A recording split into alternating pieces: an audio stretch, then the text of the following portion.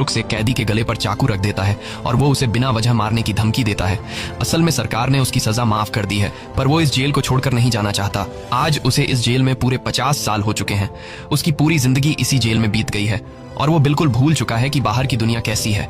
ये जेल की दुनिया ही उसकी असली दुनिया है और उसे लगता है कि अगर उसने किसी का खून कर दिया तो उसकी सजा बढ़ जाएगी और उसे इसी जेल में रखा जाएगा। एंडी के समझाने पर ब्रुक्स उस आदमी को जिसकी गर्दन पर उसने चाकू रखा था छोड़ देता है। अब न चाहते हुए भी ब्रुक्स जब जेल से छूटने के बाद बाहर आता है तो उसे बाहर की दुनिया बहुत अजीब लगती है। 50 सालों में बाहर की दुनिया की रफ्तार काफी ज्यादा बढ़ गई होती है। जहाँ सड़क पर पहले एक गाड़ी दिखती थी, अब सड़कों पर गाड़ियों की भीड़ है। कुछ दिन बाद वो एक सुपरमार्केट में काम करने लगता है, लेकिन उसका बाहर की दुनिया में बिल्कुल भी मन नहीं लगता। उसे बार बार जेल की याद आती है और वो जेल में वापस आना चाहता है। इसीलिए वो कभी कभी सोचता है कि वो कोई क्राइम करे ताकि वह फिर से इस जेल में जा सके। लेकिन ब्रुक्स इस उम्र में कोई भी क्राइम नहीं करना चाहता था और इस भीड़ भाड़ वाली तेज रफ्तार वाली जिंदगी में ब्रुक्स सर्वाइव नहीं कर पाता और अपनी जान दे देता है। मरने से पहले वो जेल में अपने साथियों के नाम एक खत लिखता है, जिसे पढ़ते हुए सभी बहुत ज्यादा इमोशनल हो जाते हैं। वहीं हमें जेल दिखाई जाती है जहाँ पर वार्डन एक नया प्रोग्राम शुरू करता है। इस प्रोग्राम में जेल की कैदियों को बाहर ले जाकर काम करवाया जाएगा ताकि उन्हें पता चल सके कि मेहनत से पैसे कैसे कमाए जाते हैं। और कैदी भी इस काम के लिए मान जाते हैं क्योंकि वह सब भी बाहर की हवा खाना चाहते थे। और इस तरह से वार्डन इन कैदियों से काम लेता है। पर इस प्रोजेक्ट के जरिए वार्डन को बहुत सारे कॉन्ट्रैक्ट मिल जाते हैं